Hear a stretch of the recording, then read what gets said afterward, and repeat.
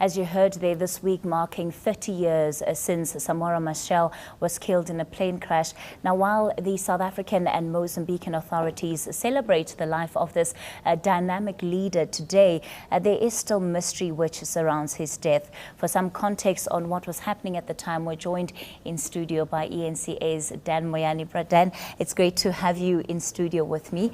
Thanks for extending your workday just a little bit longer so that we can have this conversation. It's the second time you've done this to me this year.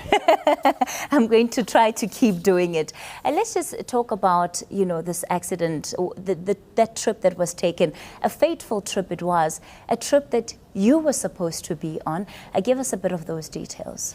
Yeah, good morning, Kathy, and thank you very much for the opportunity. Yeah, at this time of every year for me in October, I recall that time, but mostly the life of Samora Machel and the 33 other people who died with him. On that day, let us not forget, Mozambique didn't just lose a giant of the African Revolution, it also lost some of its top sons at the time and daughters, people who were really leading Mozambique towards a different future. I mean, you had top advisors, security advisors, you had some ministers who were young at the time, cabinet ministers who perished with Samora Machel on that fateful trip. And of course, there were some foreigners, the Russian crew, and some members, Cubans, who were part of his presidential guard. Let's just backtrack a little bit. What was the purpose of the trip? At the time, Southern Africa was a very tense place to be at in the 80s. In that particular year, it was 2 years after Samora Machel had signed the Nkomati Accord, called the Nkomati Non-Aggression and Good Neighborliness Pact with P.W. Botha. That accord, South Africa required of Mozambique to get rid of ANC cadres, Umkhonto weSizwe, and not support the ANC, to use Mozambique as a transit to come into South Africa. And on the other hand, South Africa was going to stop its support for Renamo, the rebels. 2 years later, Samora discovered, while he had stuck to his side of the agreement, the South African apartheid government had not. They continue to infiltrate Renamo into Mozambique. They continue to have clandestine meetings at Gorongosa base of Renamo in central Sofala province.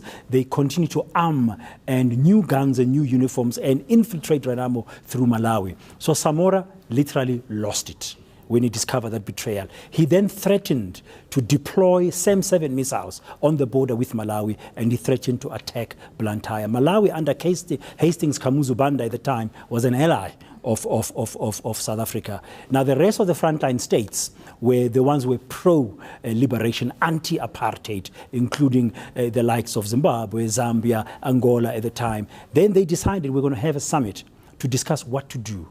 Kaunda and Samora actually flew a few weeks before to Blantyre to speak to Kamuzu Banda and beg him to stop supporting Renamo and stop being used by the apartheid regime at the time. That's how they saw it. He refused. So Samora said, guys, we need to act. I need a meeting of the heads of state to decide what is the action. And Samora, a few months before, I went with Samora Machel and other journalists to Tete. He showed us the missiles where he had deployed them. They were literally facing Malawi. So he was ready to go to war against Malawi in order to make sure that the apartheid government would stop supporting Renamo. So the stakes were very high at the time in Southern Africa. And what was then the importance of this meeting in the context of what was happening at the time? The meeting was going to decide what action had to be taken against Malawi. Some people are calling for sanctions by the rest of the countries against Malawi, and whether or not Samora should go ahead with military action against Malawi, and what will be the stance of the other states against South Africa. There was a realization that South Africa, their military machinery, the SADF, was too powerful against some of these states. Samora had some support, obviously, from the Soviet Union at the time. He had deployed some missiles, but you don't fight a war only based on missiles. So there was a little bit of realism that came out in that meeting. We learned later when we were trying to find out what were the minutes of that meeting. But what was overshadowing the whole thing now was the plane crash in which Samora had died. It could have been very easy to just disregard that crash as an accident. But 30 years on, that is seemingly not the case. There are questions being asked about whether it was indeed a crash or was it a sophisticated assassination. What was it that ruled out the possibility of it not just being a crash? A number of questions. I'll highlight a couple of them for you. One, if it was a crash, why 2 weeks before the crash, South African Defence Force soldiers were on the ground in Kangwane, Bantustan, in Mbuzini. Nobody knew what they were doing there. The local people confirmed it in interviews with journalists. They were seen there. One of the survivors was Samora Machel's bodyguard, Augusto, who was lying there. He saw soldiers with torches calling for Samora Machel after the plane had crashed. Now, how can it be an accident? Why were they there? On whose orders? To do what?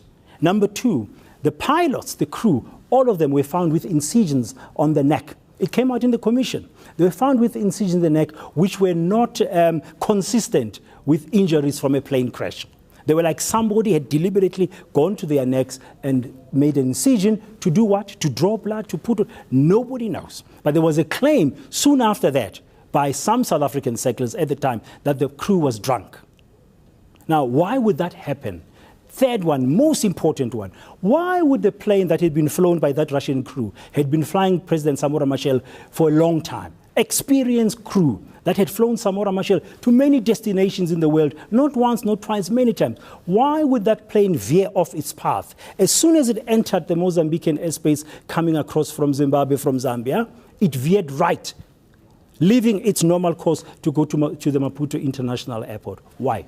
Do you think that they still will from authorities to uncover the truth, given the fact that it's already gone through the TRC and other processes which have not been able to finalize that investigation? I can't answer that, Keith, because I don't know what's going on in their minds and when they have these discussions. But one thing I know is that Graça Machel and the children deserve the truth. The people of Mozambique deserve the truth. The people of Southern Africa deserve the truth. The anti-apartheid movement deserves the truth about what really happened on that day.